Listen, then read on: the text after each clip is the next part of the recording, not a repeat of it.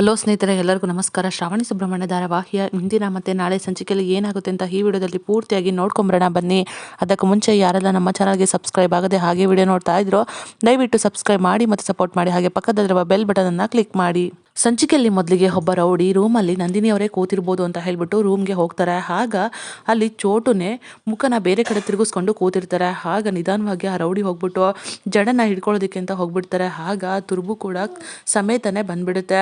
ಆಗ ಆ ರೌಡಿಗೆ ತುಂಬಾ ಭಯ ಆಗುತ್ತೆ. ಚೋಟು ಎದುರುಗಡೆ ತಿರುಗಿ ನೋಡ್ತಾರೆ. ಚೋಟನ್ನ ನೋಡ್ಬಿಟ್ಟು ಫುಲ್ ಹೆದರ್ಕೊಂಡ್ಬಿಡ್ತಾರೆ. ಆಗ ಚೋಟು ಹೋಗ್ಬಿಟ್ಟು ಆ ರೌಡಿನ ಫುಲ್ ತಪ್ಕೊಂಬಿಟ್ಟು ಹಿಂಸೆ ಮಾಡಿಬಿಡ್ತಾರೆ. ಆಗ ಆ ರೌಡಿ ಬಿಡು ಅಂದ್ರೂ ಕೂಡ ಬಿಡೋದಿಲ್ಲ.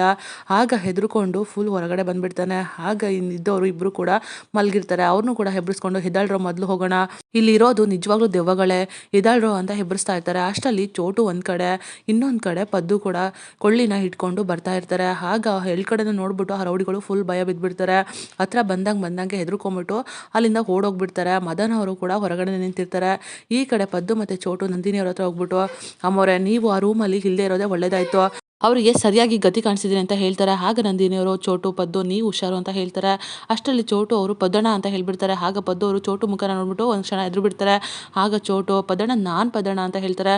ಅಬ್ಬಾ ನೀನು ದೆವ್ವ ಥರ ರೆಡಿಯಾಗು ಅಂತ ಅಂದರೆ ನಿಜವಾಗ್ಲೂ ನಿಜವಾದ ದೆವ್ವ ಥರನೇ ರೆಡಿ ಆಗಿಬಿಟ್ಟಿದ್ಯಾ. ನೀನೇ ಒಂದು ಕ್ಷಣ ಕನ್ನಡದಲ್ಲಿ ನಿನ್ನ ಮುಖನ ನೋಡ್ಕೊಳಕ್ಕೆ ಹೋಗ್ಬೇಡ, ಯಾಕೆ ಅಂತಂದರೆ ನೀನೇ ನೋಡಿಕೊಂಡು ಜ್ವರ ಬಂದು ಬಿದ್ದೋಗ್ಬಿಡ್ತೀಯ ಅಷ್ಟೇ ಅಂತ ಹೇಳ್ತಾರೆ. ಆಗ ಸರಿ ಅಂತ ಹೇಳ್ಬಿಟ್ಟು ಇನ್ನು ಉಳಿದಿರೋದು ಮದನ್ ಒಬ್ಬ, ಅವನಿಗೆ ಸರಿಯಾಗಿ ಬುದ್ಧಿ ಕಲಿಸ್ತೀವಿ, ನೀವು ಇಲ್ಲೇ ಇರಿ ಅಮ್ಮೋರೆ ಆರಾಮಾಗಿ ಅಂತ ಹೇಳ್ಬಿಟ್ಟು ಪದ್ದು ಮತ್ತೆ ಚೋಟು ಇಬ್ರು ಕೂಡ ಅಲ್ಲಿಂದ ಹೊರಗಡೆ ಬರ್ತಾರೆ. ಈ ಕಡೆ ಮದನ್ ಅವರು ಎಲ್ಲರೋ ಹೆಂಗ್ಸು ಅಂತ ಕೇಳ್ತಾ ಇರ್ತಾರೆ. ಆಗ ರೌಡಿಗಳು, ಬಾಸ್ ಮೊದಲು ಗಾಡಿ ತೆಗೀರಿ, ನಾವಿಲ್ಲಿಂದ ಹೋಗ್ಬಿಡೋಣ, ನಿಜವಾಗ್ಲೂ ಅಲ್ಲಿ ಕೊಳ್ಳಿದೆವ್ವ ಇದೆ, ನಮ್ಮನ್ನ ಯಾವುದೇ ಕಾರಣಕ್ಕೂ ಬಿಡೋದಿಲ್ಲ, ಸಾಯಿಸ್ಬಿಡುತ್ತೆ, ಮೊದಲು ಹೋಗೋಣ ಅಂತ ಹೇಳ್ತಾರೆ. ಆಗ ಮದನ್ ಅವರು, ಏನೋ ನೀವು ನಿಜವಾಗ್ಲೂ ನೀವು ರೌಡಿಗಳ ಆ ಹೆಂಗ್ಸನ್ನ ಎಳ್ಕೊಂಬರೋ ಅಂತ ಹೇಳಿದ್ರೆ ಈ ಥರ ಮಾತಾಡ್ತಿರಲ್ಲ, ನಿಮ್ಮಿಂದ ಏನೂ ಆಗಲ್ಲ, ಹೋಗಿ ನಿಮ್ಮನ್ನ ನಂಬ್ಕೊಂಡು ಕೆಲಸ ಕೊಟ್ನಲ್ಲ, ಮೊದಲು ಹೋಗ್ರ ನೀವು ಇಲ್ಲಿಂದ, ನಾನು ನೋಡ್ಕೊಳ್ತೀನಿ ಅಂತ ಹೇಳ್ಬಿಟ್ಟು ಹೊರಟು ಬರ್ತಿರ್ತಾರೆ. ಆಗ ರೌಡಿಗಳು, ಬಾಸ್ ನಿಜವಾಗ್ಲೂ ಹೋಗ್ಬಿಡಿ ಅಂತ ಹೇಳಿ ತಡಿತಾನೆ ಇರ್ತಾರೆ. ಆಗ ಮದನ್ ಅವರು ಮಾತನ್ನು ಕೇಳದೆ ನಾನು ಹೋಗ್ತೀನಿ ಅಂತ ಹೇಳ್ಬಿಟ್ಟು ಮನೆ ಹತ್ರ ಬರ್ತಾರೆ. ಆಗ ಮನೆ ಹತ್ರ ಹೋಗಿದ ತಕ್ಷಣ ಡೋರ್ನ ಓಪನ್ ಮಾಡೋದಕ್ಕೆ ಅಂತ ಹೋಗ್ತಾರೆ. ಅಷ್ಟರಲ್ಲಿ ಪದ್ದು ಅವರು ಕರೆಂಟ್ ಕನೆಕ್ಷನ್ ಕೊಟ್ಬಿಟ್ಟು ಮದನ್ ಬರೋದನ್ನೇ ಕಾಯ್ತಾ ಇರ್ತಾರೆ. ಅವ್ರು ಬಂದ ತಕ್ಷಣ ಸ್ವಿಚನ್ನು ಹಾಕ್ಬಿಡ್ತಾರೆ.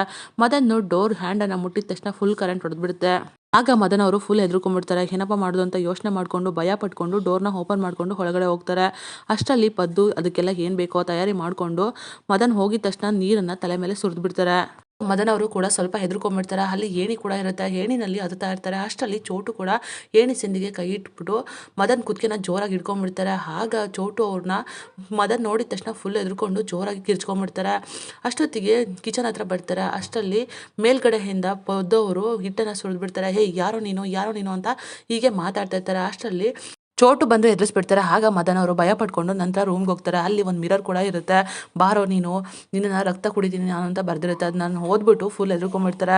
ಮತ್ತೆ ಮದನ್ ತಿರುಗಿ ನೋಡೋ ಅಷ್ಟರಲ್ಲಿ ಚೋಟು ಬಂದ್ಬಿಟ್ಟು ಫುಲ್ ಎದುರಿಸ್ಬಿಡ್ತಾರೆ. ಆಗ ಮದನ್ ಅವ್ರಿಗೆ ತುಂಬಾ ಭಯ ಆಗುತ್ತೆ. ಓಡೋಡಿ ಹೊರಗಡೆ ಬರ್ತಿರ್ತಾರೆ. ಆಗ ಚೋಟು ಹಿಂದೆನೆ ಮತ್ತೆ ಎದುರಿಸ್ಕೊಂಡು ಬೆಂಕಿ ಕೊಳ್ಳಿ ಹಿಡ್ಕೊಂಡು ಬರ್ತಿರ್ತಾರೆ. ಅಷ್ಟರಲ್ಲಿ ಪದ್ದವರು ಹೊರಗಡೆ ಹೋಗ್ಬಿಟ್ಟು ಹಿಂದೆ ಮದನ್ ಅವ್ರಿಗೆ ಸರಿಯಾಗಿ ಒಂದು ದೊಣ್ಣೆ ತಗೊಂಡು ಹೊಡ್ಬಿಡ್ತಾರೆ. ಆಗ ಮದನ್ ಅವರು ಅಲ್ಲೇ ಜ್ಞಾನ ದಪ್ಪಿ ಬಿದ್ದುಬಿಡ್ತಾರೆ. ಅಷ್ಟರಲ್ಲಿ ನಂದಿನಿ ಅವರು ಕೂಡ ಬರ್ತಾರೆ. ಏ ವಿಜಯಾಂಬಿಕಾ, ನನ್ನ ಈ ರೀತಿ ಎಲ್ಲ ಮಾಡೋದಕ್ಕೆ ನಿನ್ನ ಮಗನ ಕಳಿಸಿದ್ಯಾ, ಆದರೆ ಇವತ್ತು ನಿನ್ನ ಮಗನ ಪರಿಸ್ಥಿತಿ ಈ ರೀತಿ ಆಗಿದೆ, ನಾಳೆ ನಿನಗೂ ಕೂಡ ಇದೇ ಥರ ಆಗುತ್ತೆ, ನಿನಗೆ ಯಾವ ಥರ ನಾಂದಿ ಆಡ್ತೀನಿ ನೋಡ್ತಾ ಇರೋ, ನಿನ್ನ ಸೋಲು ನನ್ನಿಂದನೇ ಆಗುತ್ತೆ, ಸಾವು ನನ್ನ ಕೈಯಿಂದನೇ ಆಗುತ್ತೆ ಅಂತ ಹೇಳ್ತಾರೆ. ಆಗ ಪದ್ದು ಮತ್ತು ಚೋಟು ಇವನ್ನ ಒಂದು ದಡ ಮುಟ್ಟಿಸ್ತೀವಿ, ನೀವು ಒಳಗಡೆ ಹೋಗಿ ಅಂತ ಹೇಳ್ಬಿಟ್ಟು ಕಳಿಸ್ತಾರೆ. ಈ ಕಡೆ ರೌಡಿಗಳು ದೂರ ಬಂದುಬಿಟ್ಟು ವಿಜಯಾಂಬಿಕೆಗೆ ಫೋನ್ ಮಾಡ್ತಾರೆ. ಹಲೋ ಮೇಡಮ್ ಅಂತ ಹೇಳ್ತಾರೆ. ಹೇ ಏನಾಯಿತು, ಹೋಗಿದ್ದ ಕೆಲಸ ಎಲ್ಲಿ, ಅಲ್ಲ ಮ್ಯಾಡಿ ಹಾಕಿ ಫೋನ್ ರಿಸೀವ್ ಮಾಡ್ತಿಲ್ಲ, ಏನಾಯಿತು ಅಂತ ಕೇಳ್ತಾರೆ. ಆಗ ರೌಡಿಗಳು, ಅಯ್ಯೋ ಮೇಡಮ್ ಅದೊಂದು ದೊಡ್ಡ ಕತೆ, ಅಲ್ಲಿ ಹೋಗಿದ್ವಿ, ಅದೊಂದು ದೆವ್ವದ ಮನೆ, ನಿಜವಾಗ್ಲೂ ದೆವ್ವ ನಮ್ಮನ್ನ ಸಾಯಿಸೋದಕ್ಕೆ ಬಂದ್ಬಿಡ್ತು, ನಾವಂತೂ ಯಾವುದೇ ಕಾರಣಕ್ಕೂ ನೀವು ಹೇಳೋ ಕೆಲಸನ ಒಪ್ಕೊಳ್ಳಲ್ಲ, ನಿಜವಾಗ್ಲೂ ನಮ್ಮನ್ನ ಕೈ ಬಿಟ್ಬಿಡಿ, ಹೇಗೋ ಬದುಕೊಂಡ್ಬಿಡ್ತೀವಿ, ದೆವ್ವ ಏನಾದರೂ ಇಟ್ಕೊಂಡ್ರೆ ಬದುಕೋದಕ್ಕೆ ಬಿಟ್ಬಿಡುತ್ತಾ ಮೇಡಮ್ ಅಂತ ಹೇಳ್ತಾರೆ. ಹೇ ಹಿಡಿಯಟ್ಸ್ ಏನು ಮಾತಾಡ್ತೀರಾ, ಇವಾಗಿನ ಕಾಲದಲ್ಲೂ ದೆವ್ವನ ಈ ಥರ ಎಲ್ಲ ಮಾತಾಡೋದಕ್ಕೆ ನಾಚಿಕೆ ಆಗಲ್ವ ನಿಮಗೆ ಅಂತ ಹೇಳ್ತಾರೆ. ನೋಡಿ ಮೇಡಮ್ ನೀವೇನೇ ಹೇಳಿ, ನಿಜವಾಗ್ಲೂ ಇನ್ಯಾವತ್ತೂ ಕೂಡ ನಮ್ಮನ್ನು ತಲೆ ತಿನ್ಬೇಡ್ರಿ, ನಮ್ಮನ್ನ ಕೈ ಬಿಟ್ಬಿಡಿ, ನಿಮ್ಮ ಮಗ ಇದರಲ್ಲ ಬೇಡ ಸರ್ ಅಂತ ಹೇಳಿದ್ರು ಕೂಡ ಹೋಗ್ಬಿಟ್ರು ಆ ಮನೆಗೆ ಅಂತ ಹೇಳ್ತಾರೆ. ಏನು ಹೇಳ್ತಾ ಇದ್ದೀರಾ ನೀವು ಅಂತ ವಿಜಯಾಂಬಿಕಾ ಕೇಳ್ತಾರೆ. ಹೌದು ಮೇಡಮ್, ಹೋಗಬೇಡಿ ದೆವ್ವ ಇದೆ ಅಂತ ಹೇಳಿದ್ರು ಕೂಡ ಕೇಳದೆ ಹೋಗ್ಬಿಟ್ಟಿದ್ದಾರೆ ಅಂತ ಹೇಳ್ಬಿಟ್ಟು ಫೋನ ಇಡ್ತಾರೆ. ಈ ಕಡೆ ಪದ್ದು ಮತ್ತು ಚೋಟು ಮದನ್ನ ಎತ್ಕೊಂಡು ಸ್ವಲ್ಪ ದೂರ ಕರ್ಕೊಂಬಂದು ರೋಡಿಗೆ ಹಾಕ್ತಾರೆ. ಆಗ ಫೋನ್ ಕೂಡ ವಿಜಯಾಂಬಿಕೊಂದು ಬರ್ತಾ ಇರುತ್ತೆ. ಯಾಕೆ ಮಾಡಿ ರಿಸೀವ್ ಮಾಡ್ತಿಲ್ಲ, ರಿಸೀವ್ ಮಾಡು, ಏನಾಯಿತು ನಿನಗೆ, ಅಲ್ಲ ಏನಾದರೂ ಹೆಚ್ಚು ಕಮ್ಮಿ ಆಗಿರ್ಬೋದಾ, ಏನಾಯಿತು, ಆ ಥರ ಎಲ್ಲ ಆಗಿರೋದಕ್ಕೆ ಸಾಧ್ಯನೇ ಇಲ್ಲ ಅಂತ ಅವರವರೇ ಯೋಚನೆ ಮಾಡಿಕೊಂಡು ಫೋನ್ ಟ್ರೈ ಮಾಡ್ತಾನೆ ಇರ್ತಾರೆ. ಅಷ್ಟರಲ್ಲಿ ಪದ್ದು ಅವರು ಮದನ್ ಅವ್ರ ಫೋನ ನೋಡ್ತಾರೆ. ಮಾಮ್ ಅಂತ ಬಂದಿರುತ್ತೆ. ಆಗ ಪದ್ದವರು ಹೇಗೋ ಬದುಕಳ್ಳಿ ಬಿಡು, ಏನೋ ಈ ಸಲ ಹೋಗಲಿ ಅಂತ ಬಿಡ್ತಾ ಇದ್ದೀವಿ. ಇದೇ ಥರ ಮತ್ತೆ ಏನಾದರೂ ಮಾಡಿದ್ರೆ ಇದೆಯಲ್ಲ ಹಬ್ಬ ಯಾವುದೇ ಕಾರಣಕ್ಕೂ ನಮ್ಮ ತಂಡಕ್ಕೆ ಬರಲ್ಲ ಅಂತ ಗೊತ್ತು. ಆದರೂ ಸರಿ ಅಂತ ಹೇಳಿಬಿಟ್ಟು ಆಂಬುಲೆನ್ಸ್ ಅವ್ರಿಗೆ ಫೋನ್ ಮಾಡಿಬಿಟ್ಟು ಇಲ್ಲಿ ಒಬ್ಬ ಕುಡಿದು ಬಿದ್ದಿದ್ದಾನೆ, ತುಂಬಾ ಜಾಸ್ತಿ ಆಗಿಬಿಟ್ಟಿದೆ, ಪ್ರಜ್ಞೆ ತಪ್ಪಿದ್ದಾನೆ, ಬಂದು ಕರ್ಕೊಂಡೋಗಿ ಅಂತ ಹೇಳ್ಬಿಟ್ಟು ಆಂಬುಲೆನ್ಸ್ ಅವ್ರಿಗೆ ಫೋನ್ ಮಾಡಿ ಹೇಳಿ ಆ ಫೋನನ್ನು ಅವನ ಮೇಲೆ ಇಟ್ಬಿಟ್ಟು ಅಲ್ಲಿಂದ ಹೋಗ್ತಾರೆ. ನಂತರ ವಿಜಾಮಿಕ್ ಅವರು ಫೋನ್ ಟ್ರೈ ಮಾಡ್ತಾನೆ ಇರ್ತಾರೆ. ಆದರೆ ಮದನ್ ಅವ್ರಿಗೆ ಮಾತ್ರ ಸ್ವಲ್ಪನೂ ಕೂಡ ಎಚ್ಚರ ಇರೋದಿಲ್ಲ. ಸ್ವಲ್ಪ ಹೊತ್ತಾದ ನಂತರ ವಿಜಾಂಬಿಕೆಗೆ ಒಂದು ಫೋನ್ ಕೂಡ ಬರುತ್ತೆ. ನೋಡಿ ಮೇಡಮ್, ನಿಮ್ಮ ಮಗ ಇಂಥ ಹಾಸ್ಪಿಟಲಲ್ಲಿ ಅಡ್ಮಿಟ್ ಆಗಿದ್ದಾರೆ, ಬಂದು ಅವನ್ನ ನೋಡ್ಕೊಂಡು ಹೋಗಿ ಅಂತ ಹೇಳ್ತಾರೆ. ಏನು ಹೇಳ್ತಾ ಇದ್ದೀರಾ, ಏನಾಗಿದೆ ಅಂತ ಹೇಳ್ತಾರೆ. ಗಂಟ್ಲು ಪೂರ್ತಿ ಕುಡಿದು ಬಿದ್ದಿದ್ದ ಅವನ್ನ ಹಾಸ್ಪಿಟಲ್ಗೆ ಅಡ್ಮಿಟ್ ಮಾಡಿದ್ದೀವಿ ಅಂತ ಹೇಳ್ತಾರೆ. ಆಗ ವಿಜಾಮಿಕ್ ಅವರು ಆ ಸಮಯದಲ್ಲಿ ಹೋಗೋದಿಕ್ಕಾಗೋದಿಲ್ಲ ಅಂತ ಗೊತ್ತಿರೋ ಒಬ್ಬರು ವ್ಯಕ್ತಿಗೆ ಫೋನ್ ಮಾಡಿಬಿಟ್ಟು ನನ್ನ ಮಗ ಇಂಥ ಹಾಸ್ಪಿಟಲ್ ಇದ್ದಾನೆ, ಅಲ್ಲಿ ಏನಾಗ್ತಿದೆ, ಹೇಗಿದ್ದಾನೆ ಎಲ್ಲನೂ ಕೂಡ ಅಪ್ಡೇಟ್ ಮಾಡಿ ಅಂತ ಹೇಳ್ತಾ ಇರ್ತಾರೆ. ಆದರೂ ಕೂಡ ನಂದಿನಿಗೆ ಏನಾದರೂ ಮಾಡೋದಕ್ಕೆ ಹೋದರೆ ಎಲ್ಲನೂ ಕೂಡ ನಮಗೆ ಎಡವಟ್ಟಾಗ್ತಿದೆಯಲ್ಲ, ನಾವೇ ಬಿಸಿ ಮುಟ್ಕೊಳ್ಳೋ ಥರ ಆಗ್ತಿದೆಯಲ್ಲ, ಯಾಕೆ ಹಿಂಗಾಗ್ತಿದೆ ಅಂತ ಯೋಚನೆ ಮಾಡ್ತಿರ್ತಾರೆ. ಈ ಕಡೆ ಪದ್ದು ಅವರು ಕೂಡ ಮನೆಗೆ ಬರ್ತಾರೆ. ಪದ್ದು ಮನೆಗೆ ಲೇಟಾಗಿ ಬಂದಿದ್ದನ್ನು ನೋಡ್ಬಿಟ್ಟು ಸುಬ್ಬು ಅವರು ಯಾಕಪ್ಪ ಇಷ್ಟೊಂದು ಲೇಟ್ ಅಂತ ಕೇಳ್ತಾರೆ. ಆಗ ಪದ್ದು ಅವರು ಅಯ್ಯೋ ಏನಿಲ್ಲ ಕಣೋ ಮಗನೇ, ಅದು ಸ್ವಲ್ಪ ಲಗೇಜನ್ನು ಇಳಿಸೋದಿತ್ತು, ಅದಕ್ಕೋಸ್ಕರ ಈ ಥರ ಲೇಟ್ ಆಗಿಬಿಡ್ತು. ಅಷ್ಟೇ ಅಲ್ಲದೆ ರೋಡಲ್ಲಿ ಬರಬೇಕಾದ್ರೆ ಆಟೋ ಕೈ ಕೊಟ್ಬಿಡ್ತು ಅಂತ ಹೇಳ್ತಾರೆ. ಹೌದಾ ಅಪ್ಪ ಅಂತ ಕೇಳ್ತಾರೆ. ಹೌದು ಮಗನೇ, ಹೇಗೋ ನಾನು ಅದನ್ನ ರೆಡಿ ಮಾಡಿಸ್ಕೊಂಡು ಬಂದೆ ಅಂತ ಹೇಳ್ತಾರೆ. ಅಲ್ಲ ಅಪ್ಪ, ಇಷ್ಟೊತ್ತಿನಲ್ಲಿ ಯಾರು ಇದ್ರು ರೆಡಿ ಮಾಡ್ಕೊಡೋದಕ್ಕೆ ಅಂತ ಹೇಳ್ತಾರೆ. ನನಗೆ ಪರಿಚಯ ಇರೋ ಒಬ್ಬ ಮೆಕ್ಯಾನಿಕ್ಕು ರೆಡಿ ಮಾಡಿಕೊಟ್ಟ ಅಂತ ಹೇಳ್ತಾರೆ. ಅಷ್ಟರಲ್ಲಿ ಕಾಂತಮ್ಮವ್ರು ಕೂಡ ಅಲ್ಲೇ ನಿಂತ್ಕೊಂಡು ಎಲ್ಲ ಕೇಳಿಸ್ಕೊಳ್ತಾ ಇರ್ತಾರೆ. ಸರಿ ಆಯ್ತಪ್ಪ, ಮಲ್ಕೊ ನೋಡಿರಿ ನೀವು, ಅದಕ್ಕೆ ಮುಂಚೆ ಅಮ್ಮನ ಒಂದ್ಸಲ ಮಾತಾಡಿಸಿ, ಅವರು ಗಾಬರಿ ಆಗಿದ್ರು ಅಂತ ಹೇಳ್ತಾರೆ.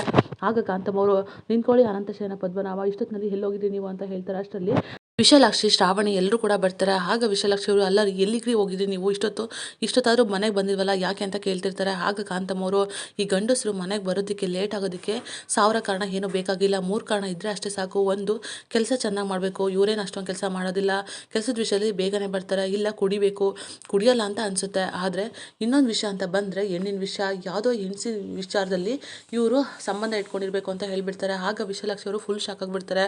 ಅಲ್ಲ ಕಾಂತಮ್ಮವರು, ಏನು ಮಾತಾಡ್ತೀರಾ ನೀವು, ನನ್ನ ಹೆಂಡತಿ ಚಿಂದಂತವಳು, ಇಲ್ಲದೇ ಇರೋದನ್ನೆಲ್ಲ ಹೇಳಿ ಅವಳ ತಲೆಗೆ ಅನುಮಾನ ತುಂಬಬೇಡಿ ಅಂತ ಹೇಳ್ತಾರೆ. ಆಗ ವಿಶಾಲಾಕ್ಷಿ ಅವರು ಅಲ್ಲ ರೀ, ಇಷ್ಟೊತ್ತಿನಲ್ಲಿ ಎಲ್ಲಿಗ್ರಿ ಹೋಗಿದ್ರಿ ನೀವು ಅಂತ ಹೇಳ್ತಾರೆ. ಆಗ ಅನಂತಶಯನ ಪದ್ಮನಾಭ ಅವ್ರದ್ದು ಕೈ ಕೂಡ ಅರಿಶಿನ ಆಗಿರುತ್ತೆ. ಅದನ್ನು ನೋಡ್ಬಿಟ್ಟು ಕಾಂತಮ್ಮವರು ಏನು ಅನಂತಶಯನ ಈ ಥರ ಎಲ್ಲ ಅರಿಶಿನ ಆಗಿದೆ ಅಂದರೆ ಅದು ಕೊರಳಿಗೆ ಅರಿಶಿನ ಕೊಂಬನ ಕೊಟ್ಟಿರ್ಬೋದು ಅಂತ ಅನ್ಸುತ್ತೆ ಅಂತ ಹೇಳ್ತಾರೆ. ಅದನ್ನ ಕೇಳ್ಬಿಟ್ಟು ಪದ್ದು ಅವರು, ಸುಬ್ಬು ಎಲ್ಲರೂ ಫುಲ್ ಶಾಕ್ ಆಗಿಬಿಡ್ತಾರೆ. ವಿಶಾಲಾಕ್ಷಿ ಅವರಂತೂ ಫುಲ್ ಟೆನ್ಷನ್ ಆಗಿಬಿಡ್ತಾರೆ. ನೆಕ್ಸ್ಟ್ ಡೇ ವೀರು ಅವ್ರದ್ದು ಬರ್ತಡೇ ಇರುತ್ತೆ. ನಂದಿನಿ ಅವ್ರು ಹೇಳಿದ್ದಾರೆ ಅಂತ ವೀರು ಬರ್ತಡೇನ ಸೆಲೆಬ್ರೇಟ್ ಮಾಡೋದಕ್ಕೆ ಒಪ್ಕೊಂಡು ಚೆನ್ನಾಗಿ ರೆಡಿ ಆಗ್ತಿರ್ತಾರೆ. ಅಷ್ಟರಲ್ಲಿ ಶ್ರಾವಣಿ ಮತ್ತು ಸುಬ್ಬು ದೇವಸ್ಥಾನಕ್ಕೆ ಹೋಗ್ಬಿಟ್ಟು ವೀರು ಹೆಸರಲ್ಲಿ ಪೂಜೆನ ಮಾಡಿಸ್ಕೊಂಡು ಅರ್ಚನೆ ಮಾಡಿಸ್ಕೊಂಡು ಮನೆಗೆ ಬರ್ತಾರೆ. ಆಗ ವೀರುನ ನೋಡ್ಬಿಟ್ಟು ಸುಬ್ಬು ಅವರು ಯಜಮಾನ್ರೆ ಹುಟ್ಟುಹಬ್ಬದ ಶುಭಾಶಯಗಳು ಅಂತ ಹೇಳ್ತಾರೆ. ಆಗ ಶ್ರಾವಣಿಯವರು ಕೂಡ ಹುಟ್ಟುಹಬ್ಬದ ಶುಭಾಶಯಗಳು ಅಪ್ಪ ಅಂತ ಹೇಳ್ತಾರೆ. ಆಗ ವೀರು ಅವರು ತುಂಬಾ ಖುಷಿ ಪಡ್ತಾರೆ. ನಂತರ ಅರ್ಚನೆ ಮಾಡಿಸ್ಕೊಂಡು ಕುಂಕುಮನ ತಂದಿರ್ತಾರೆ, ಅದನ್ನ ವೀರು ಹಣೆಗೆ ಇಟ್ಬಿಡ್ತಾರೆ. ಆಗ ವೀರು ಅವ್ರಿಗೂ ಕೂಡ ತುಂಬಾನೇ ಖುಷಿ ಆಗುತ್ತೆ. ನಂತರ ನಂದಿನಿ ಅವರು ಫೋನ್ ಮಾಡಿ ವಿಶ್ ಮಾಡ್ತಾರೆ, ನಿಮಗೆ ಹುಟ್ಟುಹಬ್ಬದ ಶುಭಾಶಯಗಳು ವೀರು ಅಂತ ಹೇಳ್ತಾರೆ. ಆಗ ವೀರು ಅವರು ತುಂಬಾನೇ ಖುಷಿ ಪಡ್ತಾರೆ. ಆಗ ನಂದಿನಿ ಅವರು, ವೀರು ಅವರೇ, ನಿಮ್ಮ ಹೆಸರಲ್ಲಿ ಎಷ್ಟೋ ಜನ ಪೂಜೆ ಮಾಡಿಸಿದ್ದಾರೆ, ಅದಕ್ಕೋಸ್ಕರ ನೀವು ಕೂಡ ದೇವಸ್ಥಾನದಲ್ಲಿ ಪೂಜೆ ಮಾಡಿಸಿ ಅಲ್ಲಿರೋ ಕುಂಕುಮನ ಹಣೆಗೆ ಹಚ್ಕೊಳ್ಳಿ ಅಂತ ಹೇಳ್ತಾರೆ. ಆಗ ವೀರು ಅವರು, ನೋಡಿ ಜಾನಕಿ ಅವರೇ, ನಿಮ್ಮ ಆಸೆ ಇವಾಗಲೇ ಈಡೇರಿದೆ ಅಂತ ಹೇಳ್ತಾರೆ. ಏನು ಹೇಳ್ತಾ ಇದ್ದೀರಾ ವೀರು ಅಂತ ಕೇಳಿದ್ರೆ, ಆಗ ವೀರು ಅವರು, ಹೌದು ಜಾನಕಿ ಅವರೇ, ಶ್ರಾವಣಿ ಇವಾಗಲೇ ಕುಂಕುಮನ ನನ್ನ ಹಣೆಗೆ ಹಚ್ಬಿಟ್ಲು ಅಂತ ಹೇಳ್ತಾರೆ. ಅದನ್ನ ಕೇಳ್ಬಿಟ್ಟು ನಂದಿನಿ ಅವ್ರಿಗಂತೂ ತುಂಬಾನೇ ಖುಷಿ ಆಗುತ್ತೆ. ವೀರು ಕೂಡ ತುಂಬಾನೇ ಖುಷಿ ಪಡ್ತಾರೆ. ಇದಾಗಿತ್ತು ಈ ಸಂಚಿಕೆ. ನಮ್ಮ ವಿಡಿಯೋ ನಿಮಗೆ ಇಷ್ಟ ಆಗಿದ್ದಲ್ಲಿ ಒಂದು ಲೈಕ್ ಮಾಡಿ, ಮುಂದಿನ ವಿಡಿಯೋಗಳಿಗಾಗಿ ನಮ್ಮ ಚಾನಲ್ ಅನ್ನು ಸಬ್ಸ್ಕ್ರೈಬ್ ಮಾಡಿ ಮತ್ತು ಸಪೋರ್ಟ್ ಮಾಡಿ. Thank you.